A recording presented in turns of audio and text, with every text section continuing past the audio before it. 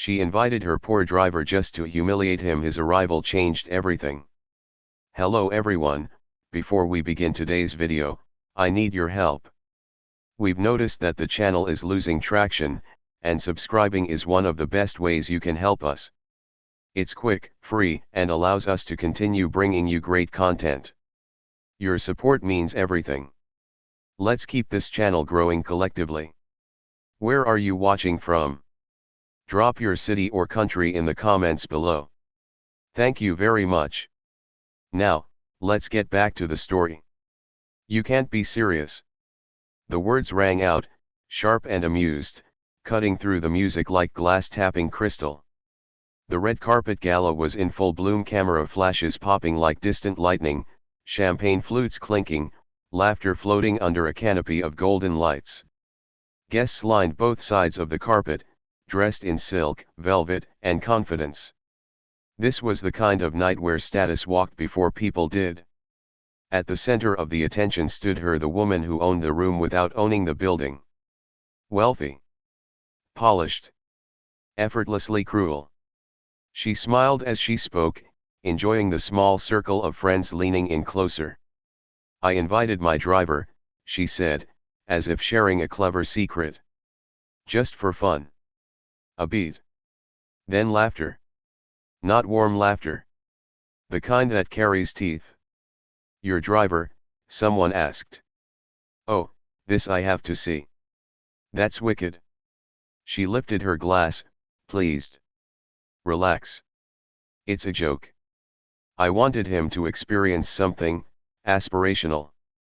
Phone subtly tilted upward. A few guests already imagined the moment, an awkward man in borrowed clothes, standing under chandeliers that didn't belong to him. Embarrassment packaged as entertainment. She had been clear when she invited him. Casual. Almost kind. You should come. It'll be good for you. She hadn't expected him to say yes. Now she waited for the payoff. The carpet stretched out before the entrance doors, framed by velvet ropes and murmurs. The music softened slightly as a handler glanced toward the elevator, then away. Conversation slowed, not because anything had happened but because something was about to. A quiet chime echoed. The elevator doors slid open. For a moment, no one reacted. A man stepped out. Not hurried. Not hesitant. He adjusted his jacket, once clean lines, ivory fabric, perfectly fitted. No uniform. No borrowed tux. Just intention. His posture was relaxed, his expression unreadable. He began walking. Down the red carpet. The laughter didn't peak. It vanished. Applause rippled from one side, then another, uncertain at first, then spreading, not mocking but startled. Heads turned. Whispers collided. Who is that? Wait, isn't that? No. It can't be. The woman turned, already smiling, ready to enjoy the collapse of her joke. But the smile stalled. Her driver met her eyes. Not nervously. Not gratefully. Calmly. As if this was exactly where he expected to be. Something cold slid down her spine. Before we continue, where are you watching from? Drop your city or country in the comments below. And if you believe in dignity and justice, hit like and subscribe. These stories spark change. And we're glad you're here. Now, back to him. He continued forward, the sound of his shoes measured against the carpet. On either side, guests leaned back slightly, instinctively making room. A few recognized him now, not by name, but by the way others reacted. A subtle shift in respect. In caution. The woman cleared her throat, forcing a laugh that sounded too loud. Well, she said, lifting her glass again, you actually came. Yes, he replied evenly. You invited me. The simplicity of the answer unsettled her more than defiance would have. She tilted her head, eyes scanning him as if searching for the man she thought she knew, the quiet driver, the background presence. He wasn't there. "This is quite a place," she said. "I didn't think you'd feel comfortable." He glanced around at the lights, the crowd, the cameras still hovering uncertainly. "Isn't it?" he asked. The question landed softly. And somehow, it was heavier than any insult. No one laughed. The applause had stopped. The music hesitated, as if waiting for permission to continue. Along the carpet, faces shifted from amusement to calculation. What was supposed to be a joke was no longer funny. It was becoming something else entirely. And the room could feel it. This wasn't a man arriving to be humiliated. It was a man arriving exactly on time. The invitation had been sent 3 days earlier. Not with ceremony. Not with warmth. Just a message, forwarded through an assistant, written as if it were an afterthought. "You should come to the gala. It'll be good for you to see how things work up here." When he read it, he didn't smile. He didn't ask questions either. He had seen this tone before, dressed as generosity, powered by condescension. The kind of invitation that wasn't meant to include, but to expose. To remind someone of the distance between where they stood and where they were allowed to stand. Still, he accepted. Because sometimes, the clearest truths reveal themselves when people believe they are in control. Earlier that afternoon, the woman had been getting ready in her penthouse, surrounded by stylists and opinions. Dresses were rejected, jewelry debated, mirrors consulted like judges.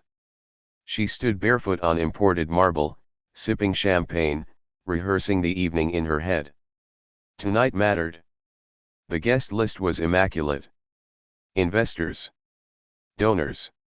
Names that carried weight even when whispered. This was not just a party, it was a performance of relevance.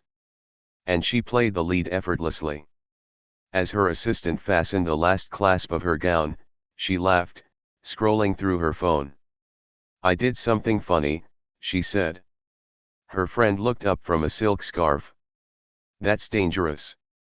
"I invited my driver," she replied, amused. Can you imagine? The room reacted exactly as she expected. Silence first. Then disbelief. Then laughter. Why? For charity. No, she said, shaking her head. For perspective. That word again. Perspective. The polite cousin of humiliation. She explained it easily, as if it were obvious. He'd worked for her long enough.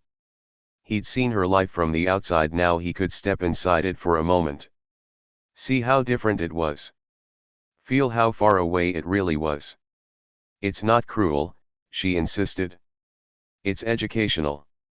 No one challenged her. No one ever did.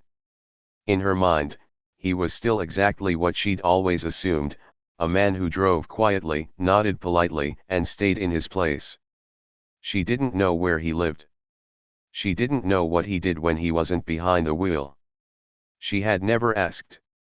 People like her rarely did. She assumed he'd show up nervous. Overdressed or underdressed. Unsure of where to stand. She imagined the glances. The whispers. The moment when he realized this world wasn't built for him. And she would be gracious. She would smile. Maybe introduce him to a few people as my driver, the way one introduces an object with sentimental value. Then the night would move on. What she never considered, not even for a second, was that the joke required her to understand who he was. And she didn't. Across the city, he prepared in silence. The suit had been chosen days ago. Not flashy. Not loud. Clean lines. Neutral power. He moved with intention, not rush. Every detail mattered, not because he wanted to impress but because he understood rooms like the one he was about to enter. He had walked into harder rooms. Colder ones. Rooms where decisions erased futures with a signature. This one just happened to have chandeliers. As the car pulled up to the venue, the driver stepped out first. Out of habit. Out of muscle memory. Then he stopped. For a brief moment, the roles hovered familiar, comfortable. Then he straightened. "Enjoy your evening," the man behind the wheel said. He nodded once and turned toward the entrance. Inside, the gala was reaching its peak. Laughter rose and fell like a tide. The woman lifted her glass, already watching the carpet, already anticipating the moment her joke would land. She didn't know she had misread the entire situation. She thought she had invited a man to be small. What she had actually done was give him the room. To most of them, he had always been invisible. Not ignored, overlooked. There was a difference. Ignored required effort. Overlooked was automatic. He was the man behind the wheel, hands steady at 10 and 2, eyes forward. He opened doors before anyone reached for the handle. He knew which streets to avoid, which silences to respect. He learned the rhythms of her moods without being told when not to speak, when to nod, when to disappear. And that was exactly how she liked it. To her friends, he was an accessory. Mentioned only when necessary. "My driver will bring the car around. My driver knows the shortcut." Never his name. Never his story. In their world, proximity to wealth did not mean access to it. Watching power was not the same as holding it. And they assumed he understood that rule as well as anyone. They never noticed how he listened. During long drives, while calls bounced through the backseat, mergers discussed, favors traded, reputations dissected, he absorbed everything. Not because he was curious. Because he was precise.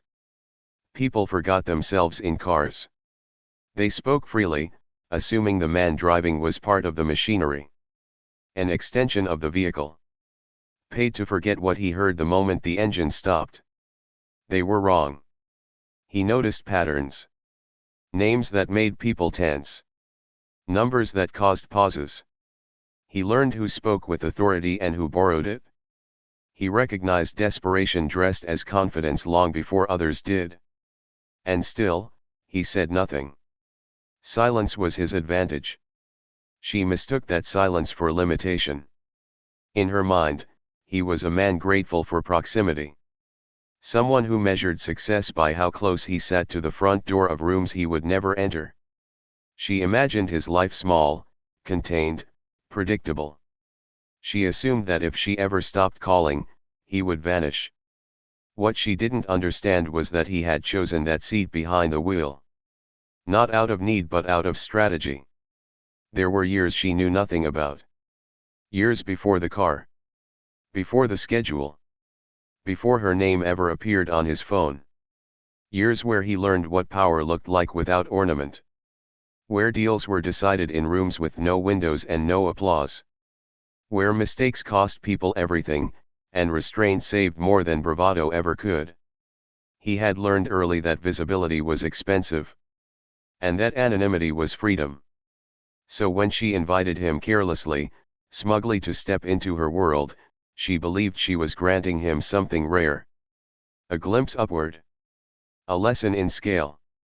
She never considered that he had already seen behind the curtain. That he understood rooms like hers the way architects understand buildings, not by how they look, but by how they fail. As the gala unfolded, guests watched him move through the space, unsure why his presence unsettled them. He didn't hover. Didn't search for approval. He stood where he chose, spoke only when spoken to, and even then briefly. A man like that did not belong to the category they had prepared. Whispers spread, not because anyone knew the truth, but because instinct had kicked in. The kind that warned predators when the balance shifted. Someone murmured, "He doesn't look lost." Another replied, "He doesn't look impressed either." Across the room, she watched him with growing irritation. This was not how it was supposed to go. He was meant to shrink. To hesitate. To confirm her assumptions. Instead, he was calm. And calm, in rooms built on hierarchy, was dangerous. She lifted her glass again, laughter a little louder now, trying to reclaim the tone of the night. But the current had already changed direction. Eyes followed him without permission. Conversations bent toward him, not away. For the first time since she'd met him, she felt unsure. Not because she knew who he was, but because she was beginning to sense that she never had. And in that realization, the joke finally revealed itself. It just wasn't on him. Long before he ever sat behind her wheel, he had learned how rooms really worked. Not the decorated ones. Not the loud ones filled with champagne and applause. The real rooms, the quiet, windowless spaces where decisions were made without witnesses. Where power didn't announce itself. It operated. He had entered those rooms young, underestimated, and unnoticed. Not because he was invited, but because someone needed him there and didn't think twice about what that might mean later. He learned early that the most dangerous people were rarely the most visible ones. So he studied. He studied leverage. He studied timing. He studied restraint. While others chased recognition, he chased position. While egos fought for headlines, he learned how to move capital without ever attaching his name to it. He built influence the way architects build foundations, deep, quiet, and impossible to shake once set. By the time her life brushed against his, he had already stepped away from the front of the stage. Not out of failure. Out of choice. When he accepted the role of a driver, it wasn't a fall. It was a vantage point. A front row seat to human nature at its most unguarded. People spoke freely around him, assuming invisibility was the same as irrelevance. They mistook courtesy for submission. Stillness for smallness. He let them. Because the less they saw him, the more they revealed themselves. He watched how she treated waiters. How she spoke about people who couldn't hear her. How easily she laughed when someone else was made uncomfortable. He noticed how she confused wealth with worth, access with authority. He also noticed the cracks. The rushed phone calls late at night. The tension behind her confidence when certain names appeared on her screen. The way she clung to appearances, not because she loved them but because she needed them. She lived in fear of being ordinary. He did not. So when the invitation came casual, careless, laced with superiority, he understood it immediately. This wasn't kindness. It wasn't inclusion. It was spectacle. And spectacle was dangerous, for the wrong person. He didn't accept out of pride. He accepted out of clarity. Because moments like this were rare. Moments when someone revealed exactly who they believed you to be and how far they thought they could push that belief without consequence. The gala wasn't just a party. It was a test. As he stood in the room now, surrounded by wealth that demanded to be seen, he felt nothing pull at him. No awe. No hunger. No resentment. He had outgrown all of that long ago. What he felt instead was distance. Not from the room but from her. Across the floor, she watched him closely now, unease creeping into her expression. She couldn't articulate why. She just knew something had gone wrong. The balance she relied on, the invisible hierarchy she assumed was permanent, was wobbling. She tried to laugh again, louder this time, trying to drag the night back to where she felt safe. But the room had shifted. People were recalibrating. Not because they knew who he was but because they sensed who he wasn't. He wasn't impressed. He wasn't seeking approval. And he wasn't playing along. Those three things alone made him an anomaly. He met the gaze of a man near the bar, someone who recognized the posture, the stillness, the way his eyes measured the space. Their eyes locked for half a second. That was all it took. Recognition didn't spread like gossip. It spread like caution. And suddenly, the woman who thought she was in control realized something unsettling. She hadn't invited a man to be humiliated. She had invited a variable. One she didn't understand. One she couldn't manage. And one that no longer belonged to her narrative. The joke had been set. The stage was hers. But the outcome? That had never been. The realization didn't arrive all at once. It crept. It moved through the room in fragments, half-finished thoughts, interrupted conversations, glances that lingered a second too long. People weren't asking questions yet. They were recalculating. Near the bar, a man in a tailored navy suit leaned toward his companion. His voice was low, careful. "Do you know who that is?" The other man frowned. "No. But I've seen him somewhere." That was how it started. Not recognition, doubt. The woman felt it before she understood it. A shift in the air, subtle but unmistakable. Her laughter no longer landed where she expected. Her friends weren't watching her anymore. Their eyes drifted, drawn back to the man she had invited as a joke. She tightened her grip on her glass. He stood comfortably now, no longer at the edge of the room. Not in the center either. Somewhere in between, exactly where people with real power tended to position themselves. Accessible, but not exposed. A waiter approached him, hesitated, then offered a respectful nod before setting down a drink he hadn't ordered. Across the room, the woman noticed.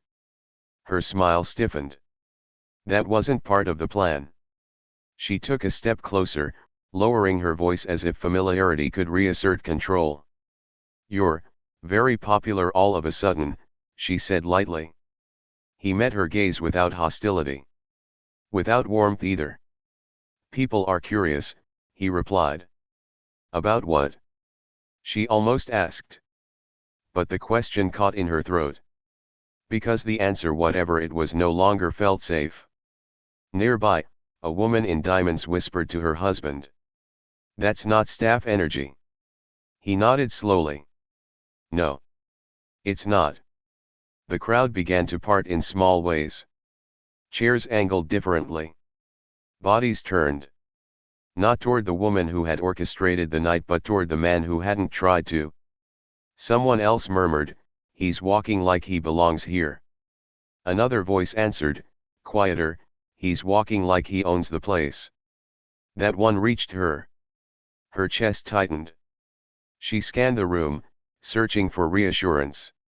For laughter. For someone to confirm that this was still her game. Instead, she caught sight of a familiar face near the entrance, a man she recognized immediately. An investor. Careful. Private. Someone who never attended events like this unless it mattered. Their eyes met. His expression changed. Just slightly. Not surprise. Recognition. He looked from her to the man beside her, then back again, as if fitting pieces together. His jaw set. He gave her a small, polite nod. Then he walked past her. Straight toward him. She turned slowly, dread blooming where confidence had lived. "Excuse me," the investor said, extending his hand. "I didn't expect to see you here." The man accepted the handshake without ceremony. Plans change. They exchanged a few quiet words, nothing dramatic, nothing loud. But the effect was immediate. People noticed the posture, the deference, the way the investor leaned in to listen. The woman stood frozen, watching something irreversible take shape. That handshake wasn't social. It was professional. The investor stepped away, already pulling out his phone. Across the room, another guest did the same. Then another. Whispers sharpened into intent. She finally found her voice. "What is this?" she demanded, forcing a laugh that cracked at the edges. "What's going on?" He looked at her then. Really looked. "There's a moment," he said calmly, "when a room decides who matters." The words weren't cruel. They didn't need to be. Around them, the night continued, music playing, glasses clinking, but the current had changed direction completely. She could feel it dragging her backward while he stood still. For the first time since she'd known him, she realized she had no leverage. No context. No control. Only the echo of her own assumption that she had invited someone beneath her. And the growing, undeniable truth settling over the room. Whatever this was. It was no longer her event. The announcement didn't come from a microphone. It didn't need one.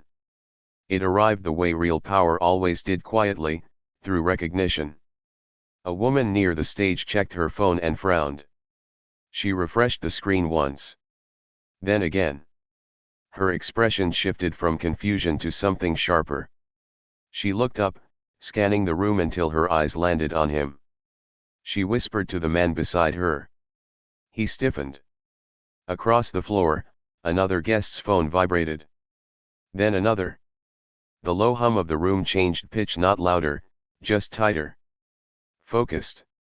The woman felt it slipping now. The night she had curated so carefully was no longer responding to her cues.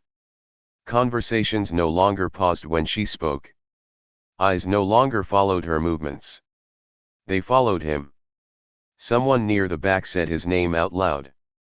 Not loudly. Not confidently. As if testing it. That was enough. The name traveled faster than laughter ever had. It reached the woman like a delayed echo. She turned slowly, dread blooming where certainty had lived. She searched faces for denial and found none. Only avoidance. Calculation. Distance. Her mouth opened. Closed again. He stood where he was, hands relaxed, posture unchanged. He hadn't corrected anyone. He hadn't introduced himself. He hadn't claimed anything. He didn't need to. A man stepped forward from the crowd, one of the event organizers, face pale, smile brittle. I wasn't aware you were attending tonight, he said, too loudly, too quickly. I was invited, he replied. The sentence landed with precision. The organizer nodded, already backing away. Of course. Of course you were. The woman laughed suddenly, sharp and hollow. This is ridiculous, she said. You're enjoying this. You think this is funny. He met her gaze. No, he said evenly. I think it's accurate. That hurt more than anger would have. Around them, alliances shifted in real time. People who had laughed with her minutes earlier now busied themselves elsewhere. Phones were tucked away. Glasses refilled. Distances increased. She felt exposed. What are you doing here? She demanded, lowering her voice as if privacy could still be negotiated. He answered without hesitation. The same thing everyone else is. She shook her head. No. You don't get to pretend this is normal. You work for me. The room froze. That sentence spoken too late, too publicly, did what no revelation could. It clarified everything. A few guests looked at her with something like pity. Others with calculation. Most with nothing at all. He didn't raise his voice. I did, he said. For a time. The past tense rang louder than any accusation. She took a step back, suddenly aware of how alone she was standing. This was a misunderstanding, she said quickly. A joke. No, he replied. It was an assumption. Silence swallowed the space between them. The truth was out now, fully formed, undeniable. She had invited a man she believed was beneath her. Not knowing he stood above the very structure she relied on. Not knowing she had placed herself at the center of her own undoing. He glanced around the room once more, not to claim it, not to dominate it, but to acknowledge the shift. Then he looked back at her. This is what happens, he said calmly, when you confuse access with authority. She had no answer. Because the room had already answered for her. And it had chosen. He didn't raise his voice. He didn't make a scene. That was the part she would never understand. Real consequences rarely arrived with drama. They arrived with process. He stepped away from her, not in retreat, but in conclusion. The space he left behind felt colder immediately. Around him, the gala continued to breathe, music playing, glasses refilled, but the night had lost its illusion of safety. He reached into his jacket and removed his phone. No theatrics. No pause for effect. Just a thumbprint. Then a message sent. Across the room, a woman near the stage stiffened as her tablet lit up.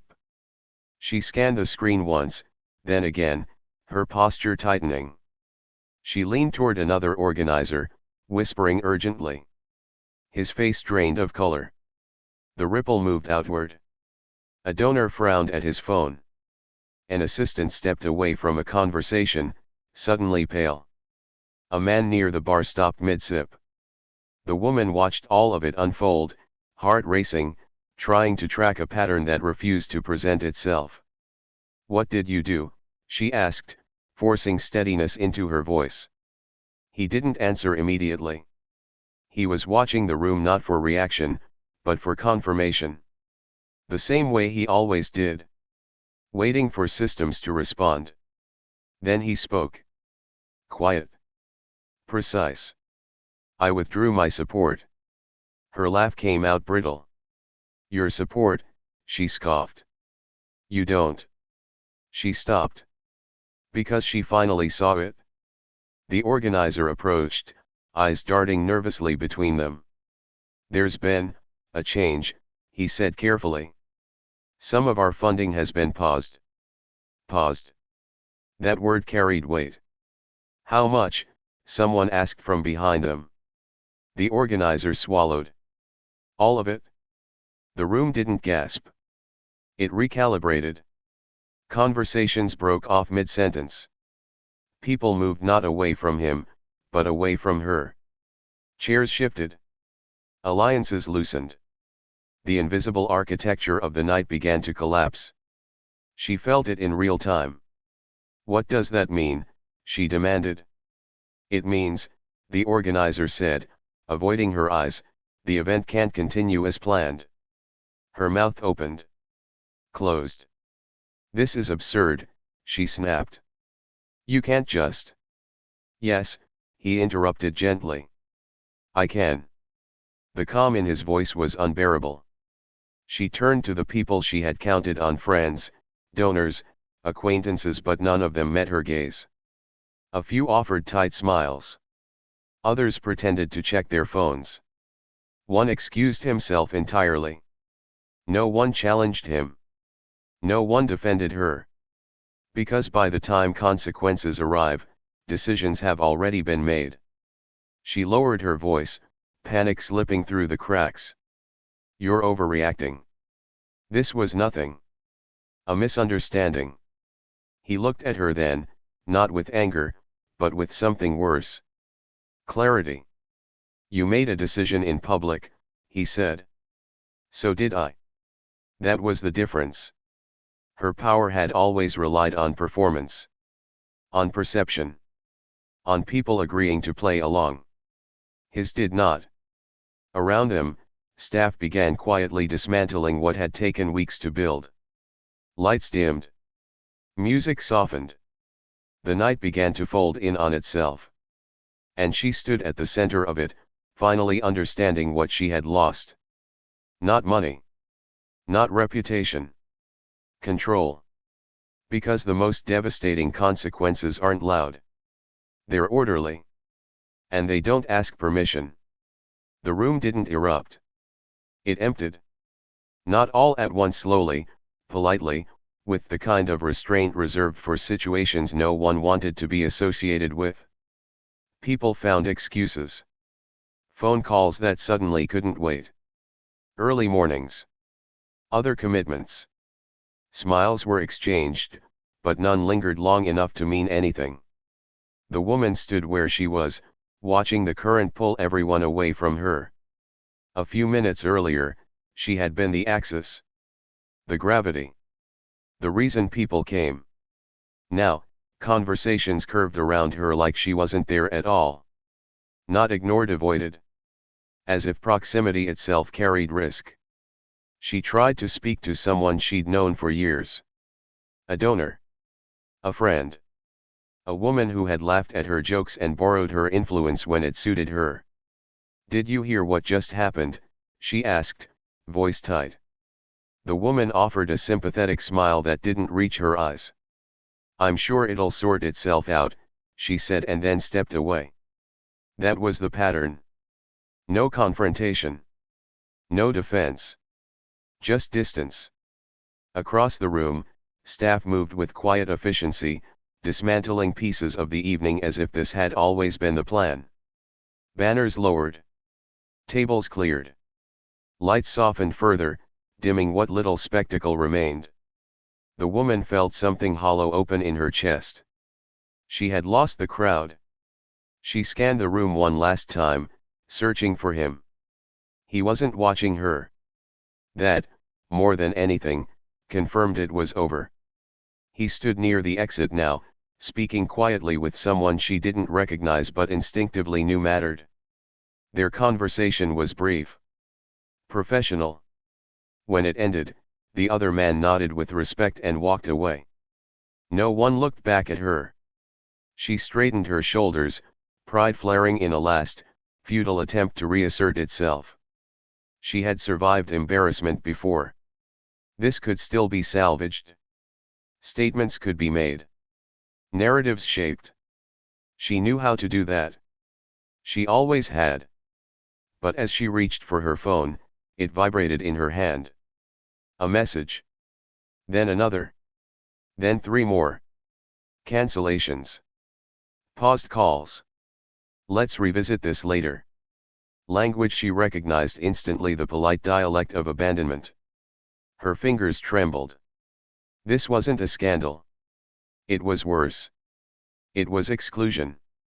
The kind that didn't announce itself, didn't trend, didn't ask for an explanation. The kind that simply closed doors and pretended they'd never been open. Across the floor, someone laughed too loudly, too quickly, trying to keep the night alive. But it fell flat. The energy had drained completely, leaving behind a residue of discomfort and relief. The woman took a step back, suddenly aware of how exposed she was. How thin her authority felt without witnesses to reflect it back at her. She had believed power was something you displayed. She was wrong.